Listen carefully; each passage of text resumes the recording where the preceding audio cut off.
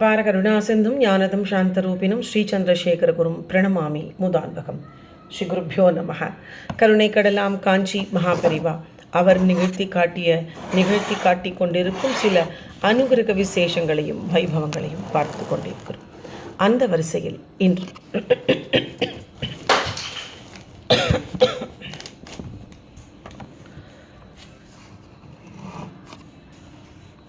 ஒரு பிரபல எழுத்தாளர் பல அரசு, அதுவும் சென்ட்ரல் கவர்மெண்ட்டில் இன்ஃபர்மேஷன் அண்ட் ப்ராட்காஸ்டிங் அந்த டிபார்ட்மெண்ட், தகவல் ஒலிபரப்புத்துறை, அதில் ஒரு முக்கியமான பொசிஷனில் இருந்தவர். எழுத்தாளரும் கூட. சிட்டி அப்படின்னு அவர் அழைப்பார். சுந்தர்ராஜன் பேர் அவருக்கு. அவர் தன்னுடைய ஒரு கதை, தன்னை பற்றி தன் ஹிஸ்ட்ரியோ ஏதோ ஒன்று எழுதியிருக்கார். அதில் தன் அனுபவங்கள் எல்லாம் அதில் பெரியவாளை பற்றி நிறையா எழுதியிருக்கார். அந்த செட்டி பெரியவாளை சின்ன வயசில் எப்போவோ பார்த்துருக்கார், அவ்வளோதான். அப்புறம் கிறிஸ்டியன் ஸ்கூலில் படிச்சிருக்கார். அதனால் ரொம்ப ஹிந்துவிசம் பற்றி ஒன்றும் தெரியாது, ஆனால் தெரிஞ்சுக்கணுங்கிற ஆசைகள் நிறையா அவருக்கு இருந்திருக்கு. அப்புறம் பெருசான அப்புறம் கொஞ்சம் ரைட்டர், அப்புறம் இந்த மாதிரி சென்ட்ரல் கவர்மெண்ட் ஜாபு, அதுலேயும் தகவல் ஒலிபரப்புத்துறை ப்ராட்காஸ்டிங் போது நிறையா புராணங்கள், இதிகாசங்கள், அப்புறம் எல்லாமே அதை பற்றியெல்லாம் தெரிஞ்சிக்கக்கூடிய சந்தர்ப்பங்கள் நிறையா அவருக்கு அமைஞ்சுடுத்து. நிறைய மாநாடுகள், அப்புறம் கவர்மெண்ட்டு தயார் பண்ணுற டாக்குமெண்ட்ரிஸ், அதில் மொழிபெயர்ப்பு, அப்புறம் வர்ணனை, அதெல்லாம் அவர் எழுதுகிற மாதிரி அவருக்கு நிறைய ஆப்பர்ச்சுனிட்டிஸ் நிறைய தெரிஞ்சுட்டுருக்கார். பெரியவாளையும் தரிசனம் பண்ணக்கூடிய ஒரு சந்தர்ப்பம் அவருக்கு கிடைச்சிது. அவருடைய நண்பர் ஒருவர் சடகோப்பன்னு, அவர் இந்த ஊராக போய் பெரிய பெரிய ஒரு தலைவர்கள், இந்த மாதிரி மகான்கள் எல்லாம் அவளை பற்றி டாக்குமெண்ட்ரி, இந்த மாதிரி ஏதாவது அவள் நடத்துகிற பெரிய ஒரு நிகழ்ச்சிகள் எல்லாம் படம் எடுக்கிறது, அந்த மாதிரியெல்லாம் அவருக்கு ஒரு பழக்கம். அந்த துறையில் இருந்தார் அவர். அவரோடு இவர் சேர்ந்துட்டு இருக்கிறனா இவர் அவருக்கு நண்பர், இந்த சிட்டிங்கிறவர். அந்த சடகோப்பன் என்ன பண்ணுறார், ஒரு தரம் ஆகம சில்ப சதஸ்ன்னு மகாபரிவா 1961 நடத்தின ஆகம சில்ப சதஸை டாக்குமெண்ட்ரி மாதிரி கவர் பண்ணியிருக்கார். அதை கவர் பண்ணி அதை கொண்டு இந்த சிட்டியோட ஒரு ஹெல்ப்போட அதை ஆங்கிலத்தில் இல்லை, அது ஒரு டாக்குமெண்ட்ரி மாதிரி பண்ணி அதை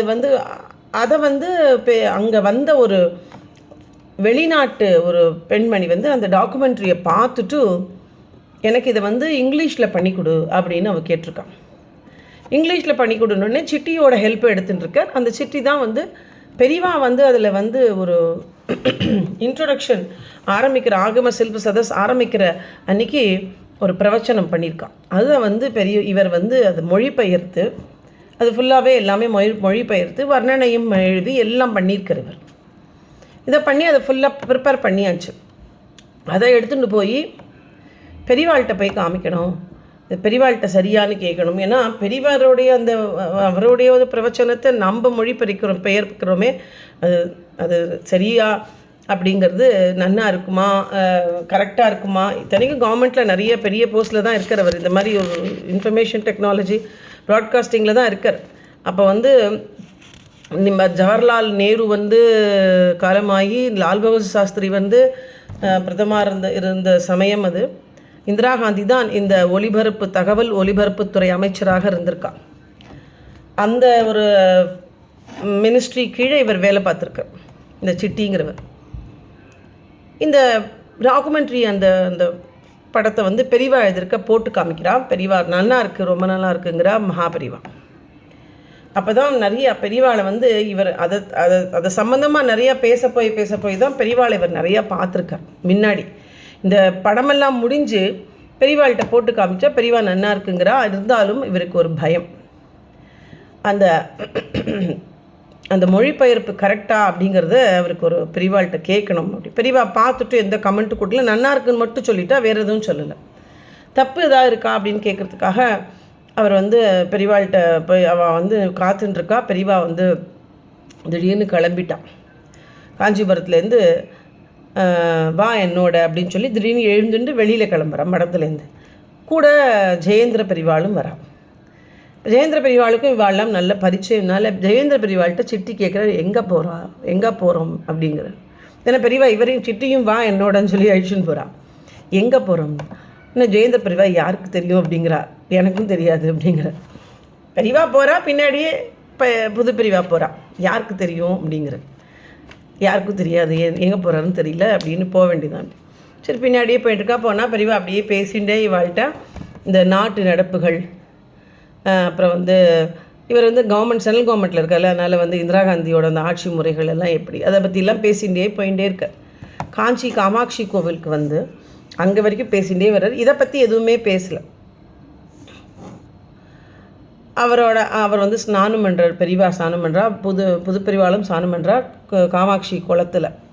ஸ்நானம் பண்ணிகிட்டே வேற சிட்டியை அங்கே நில்லுங்கிற படியில் நிற்கிறார். பெரியவா கீழேருந்து எம்பிண்டு ஸ்நானம் பண்ணிகிட்டே அவர்கிட்ட பேசின்னு இருக்கார். ஜவஹர்லால் நேரு பற்றியும், இந்திரா காந்தி பற்றியும், லால் பகதூர் சாஸ்திரி பற்றி, இது மாதிரி நிறையா அரசியல் சம்மந்தமாக நிறையா பேசின்னு இருக்கா மகாபெரிவா. சிட்டிக்கு ஒரு மாதிரி இருக்கு. ஏன்னா பெரியவா கீழேருந்து அண்ணாந்து பார்த்துட்டு பேசுகிறா. தான் இந்த படி மேலே நின்றுட்டு இப்படி பேசுகிறோமேன்ட்டு இவருக்கு அண்ணாந்து கஷ்டமாக இருக்குது. இப்போ தள்ளி போயிடுற. அப்புறம் பெரியவாளும் புது பெரியவாளும் ஸ்நானம் பண்ணி அனுஷ்டானங்கள்லாம் பண்ணி காமாட்சி கோவிலுக்கு உள்ளே வரும்போது சிட்டியை திருப்பி கிட்ட வான்னு கூப்பிட்றேன். என்னன்னு புரியல. ஏன் நீ விலகி போயிட்ட அப்போது குளத்துலேருந்து? இல்லை பெரியவா கீழே இருந்தேன், நான் மேலே இருந்தேன், எனக்கு ஒரு மாதிரி இருந்தது, அதனால தான் போயிட்டேன். அதுக்கு என்ன, நான் கீழே இருக்கேன் நீ மேலே இருக்கேங்கிறியா? மேலே இருந்துட்டு போயேன், ஒன்றும் தப்பு இல்லையே அப்படிங்கிறா பெரியவா. அப்புறம் உள்ளே அழிச்சுன்னு போகிறா. காமாட்சியை பெரியவாளோடு சேர்ந்து தரிசனம் பண்ண அந்த அனுபவத்தை அப்படி அவர் சொல்கிறார். ரொம்ப அப்படி ஒரு எனக்கு தரிசனம் அவளோட சேர்ந்துன்னு. இந்த ஸ்ரீசக்கரத்தை பற்றி உனக்கு தெரியுமோ அப்படின்னு மகாபெரிவா அந்த சிட்டியை கேட்குறாரு. ஆனால் எனக்கு தெரியாது. தெரியுமா அவருக்கு? கொஞ்சம் தெரியுமா, இருந்தாலும் தன்னுடைய ஒரு சின்ன அறிவை பெரியவா இதற்கு காமிச்சு பெருசாக பண்ணிக்க வேண்டான்ட்டு தெரியாதுன்னே சொல்லிடலான்னு தெரியாதுங்கிறேன். அப்புறம் இல்லை, அப்புறம் அந்த பூஜை பண்ணுறவரை விட்டு இந்த சிட்டிக்கு ஸ்ரீசக்கரத்தை பற்றி அவருக்கு விளக்கம் சொல்லு. ஏன்னா அவர் நிறைய எழுதக்கூடியவர் இல்லையா, அதுக்காக இவருக்கு அந்த அறிவை விளக்குறார். அவருக்கு அதை அவர் விளக்குறார், ஸ்ரீசக்கரத்தை பற்றி விளக்குறார். அதெல்லாம் கேட்டுக்கிறான். அப்புறம் திருப்பி பெரியவா வெளியில் வரா. திருப்பியும் எல்லா பொது சமாச்சாரங்கள் மட்டுமே பேசிட்டு போகிறா. அவரோட அந்த சடகோப்பனும் வரார். 2 பேருமா சேர்ந்து பேசிட்டு போகிறா. பெரியவா போயிட்டே இருக்கான், இவரும் கூட போயிட்டே இருக்கார். சரி, பேசிகிட்டே இருக்கார். எல்லோரும் பேசிகிட்டே இருக்காளா. அப்போ இவரும் கூட பக்கத்தில் வான்னு பெரியவா கூப்பிட்டோன்னே இவர் பக்கத்தில் நின்று போயின்னு இருக்கார். பெரியவாளுடைய ஈக்குவல் நடந்து போயின்னு இருக்கார். இப்போ வழியில் எல்லோரும் பெரியவா என்ன பண்ணுறா, சிவஸ்தானம் பக்கமாக திரும்பிடுறான். சிவஸ்தானம் பக்கமாக திரும்பின உடனே அவரோட சேர்ந்து இவாளும் நடந்து போகிறா, புது பெரியவாளும் நடந்து வரான். அப்போ பெரியவா நடந்து போனால் என்ன பண்ணுவா, வழியில் எல்லோரும் நமஸ்காரம் பண்ணுவான். இவர் கூட நிற்கணும், தனக்கும் எல்லோரும் நமஸ்காரம் பண்ணுறாளோன்னு ஒரு சிட்டிக்கு ஒரு ஃபீலிங். ஐயோ வேண்டாம், நம்ம கூட நிற்க வேண்டாம், பெரியவாக்கு ஈக்குவலாக நம்ம நிற்கிறோமேன்ட்டு இவர் விலகி போய்டுறார். விலகி சடகோப்பன் அவர் எல்லோரும் போயிட்டு பெரியவா சிவஸ்தானம் போட்ட மடத்துக்கு வந்தப்புறம் பேசிக்கலான்ட்டு இவன் என்ன பண்ணுறா, டிஃபனை சாப்பிட்றா. ஹோட்டலில் போய் நல்லா டிஃபன் சாப்பிட்டு ஒரு வெத்தலையை போட்டுண்டு, அந்த காலத்தில் போடுவா போல இருக்கு, வெத்தலையை போட்டுன்னு ஒரு வீட்டு திண்ணையில் உட்காந்துருக்கான். அப்போ இவர் ஓடி வர, பெரியவாளுடைய அணுக்கத்தன் ஓடி எங்கே போயிட்டேன், உங்களை எவ்வளோ நேரமாக பெரியவா தேடுறான்னு அப்படியே ஒரே ஓட்டம். அந்த ஆற்றுலையே தண்ணியை வாங்கி, சொம்பில் தண்ணியை வாங்கி வெத்தலையை கொப்பளிச்சு துப்பிட்டு சிட்டி ஓடி பெரியவா பாதி தூரம் சிவஸ்தானம் போயின்ட்டுருக்கா. நான் இப்போ எங்கே போயிட்டேன் நீன்னு, டிஃபன்லாம் ஆச்சா அப்படின்னு பெரியவாளே கேட்குறான். ஆமாம் பெரியவா டிஃபன்லாம் சாப்பிட்டோம். சரி சரி, ரொம்ப சந்தோஷம் அப்படிங்கிற. என்னமோ நீ எழுதினியாமே அந்த என்னுடைய அந்த பிரவச்சனத்தை உபன்யாசத்தோட அந்த தமிழ் இங்கிலீஷ் ஆங்கில அந்த டிரான்ஸ்லேஷன் அதை எங்கே படித்து காமினா, ஏதாச்சும் ஒரு அவர் எப்போவுமே பேக்கெட்டில் வச்சுட்டு இருக்கார் அந்த ஸ்கிரிப்டை. அதை எடுத்து படித்து காமிக்கிறார் பெரியவாள்கிட்ட. நன்னா கேட்டுகிட்டே இருக்கா பெரியவா. ஒன்றுன்னா அப்படியே முள்ளெலாம் படிக்கிற கேட்டுகிட்டே இருக்கா. எல்லோரும் இப்படி நடந்து போயிட்டு வழியில் எல்லோரும் வரா பார்க்குறா, நடந்து போயிட்டே இருக்கான். அப்போது பெரியவா ஒரு இடத்துல இவர் சொல்கிறார், இந்த மாதிரி விஷயங்களுக்கு ஆகம சில்ப சதஸ் தானே, அதாவது இந்த கலையும் இதிகாச புராணங்கள், அப்புறம் அந்த சில்ப சாஸ்திரங்கள், வேத சாஸ்திரங்கள், இதையெல்லாம் பற்றின ஒரு பெரிய சதஸ் அது. அதனால் அந்த சதஸில் பெரிய பெரிய ஒரு மேதைகள்லாம் வந்திருந்தா. அதனால தான் அதை போய் டாக்குமெண்ட்ரிலாம் பண்ணான். பெரிய பெரிய மேதைகள்லாம் வந்திருந்தா, வெளிநாடுகள்லேருந்து மேதைகள்லாம் அந்த சில்ப சதஸுக்கு வந்திருந்தான். பெரிய ஒரு கான்ஃபரன்ஸ் மாதிரி நடந்தது. அதை வந்து பெரியவா தான் ஃபஸ்ட்டு இன்ட்ரடக்ஷன் ஸ்பீச் கொடுக்குறா. அதில் வந்து பெரியவா சொல்லியிருக்கா, இந்த மாதிரி ஒரு விஷயங்களுக்கெல்லாம் இங்கே இருக்கிற பெரிய பெரிய ஒரு பணக்காரர்கள், நல்ல உள்ளம் கொண்டவர்கள்லாம் நிறைய டொனேஷன் கொடுத்துருக்கா அப்படின்னு. அவள்லாம் டொனேஷன்ஸ்லாம் நிறையா கொடுத்துருக்கா அப்படின்னு, பெரிய அமௌண்ட்லாம் கொடுத்துருக்கா அப்படின்னு பெரியவா சொன்ன உடனே அதை இவர் இங்கிலீஷில் வந்து மொழிபெயர்க்கிறார். அதான் அவர் எப்படி போட்டிருக்காருன்னா, donors have endowed large amount of funds for this purpose அப்படின்னு போட்டிருக்கார். அதை படிச்சுட்டே வர்றார். இப்போ பெரியவா சொல்கிறா, நீ அந்த டோனஸ்ன்னு போட்ட இல்லையா, இந்த டோனஸை எடுத்துட்டு ஃபிலந்த்ரோஃபிஸ்ட் அப்படின்னு போடு, அப்போ போட்டால் அது கொஞ்சம் சரியாக இருக்கும் அப்படிங்கிறார். எவ்வளோ ஒரு ஆங்கில அறிவை பாருங்க பெரியவாளுக்கு. இந்த டோனருங்கிற அந்த வார்த்தையை விட இந்த ஃபிலந்த்ரோஃபிஸ்ட் அப்படிங்கிற அந்த வார்த்தை எவ்வளோ ஒரு சரியான வார்த்தை, இவ்வளோ ஒரு அவருக்கு ரொம்ப ஆச்சரியமாக போயிடுதான். பெரியவாளுடைய அந்த ஆங்கில அந்த அறிவை பார்த்து ரொம்ப வந்து அவருக்கு வந்து ரொம்ப ஆச்சரியமாக போயிடுதான். அதுனா ஏன்னா இந்த நல்லுள்ளம் கொண்ட ஒரு பெரிய தர்மவான்கள் கொடுத்துருக்கா அப்படிங்கிற மாதிரி அர்த்தம் இல்லையா. அதனால் ஃபிலந்த்ரோஃபிஸ்ட்டு தான் கரெக்டு அப்படிங்கிற அதே மாதிரி இன்னொரு 3 இடங்களில் கிராமட்டிக்கல் இலக்கண பிழை நிறையா ஒரு 2-3 இடத்துல பண்ணியிருக்கார் இவர் சிட்டி. அதையும் பெரியவா திருத்தினாலாம். திருத்த சொல்லி ரொம்ப அதாவது அவ்வளோ ஆச்சரியமாக போயிடுதான் அவருக்கு. இவ்வளோ ஒரு நாலேஜ் அவர் எதிர்பார்க்கவே இல்லை.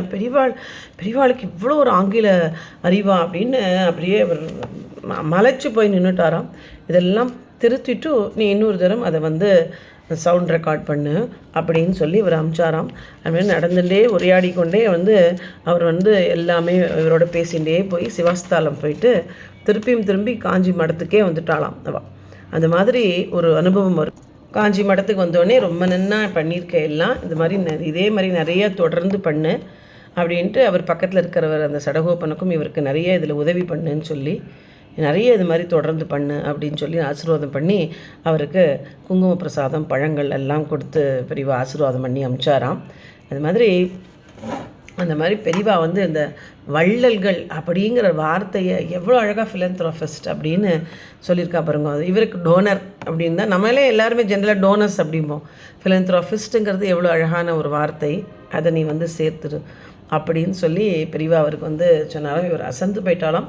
இவர் இந்த சிட்டிங்கிற அந்த எழுத்தாளரும் அந்த மத்திய என்ன ப்ராட்காஸ்டிங் அந்த டிபார்ட்மெண்ட்லே ஒர்க் பண்ணுற அந்த சிட்டிங்கிறவர் அவருக்கு ஏற்பட்ட ஒரு அனுபவம் இது. பெரியவா வந்து அவரை பின்னாடியே வான்னு கூட்டின்னு போய் எல்லா இடத்துக்குள்ளேயும் அவர்கிட்ட பேசி அதுவே அவருக்கு ரொம்ப சந்தோஷமாக இருந்தான். பெரியவாளோடு இவ்வளோ பக்கத்தில் நடந்து போகிறோமேன்னு அவ்வளோ சந்தோஷமாக இருந்ததாம் அவருக்கு. அந்த மாதிரி ஒரு அனுபவம். ஹரஹர சங்கரா ஜெய் ஜெய் சங்கர, ஹரஹர சங்கர ஜெய் ஜெய் சங்கர, சந்திரசேகர பாஹிமாம் சந்திரசேகர ரக்ஷம்.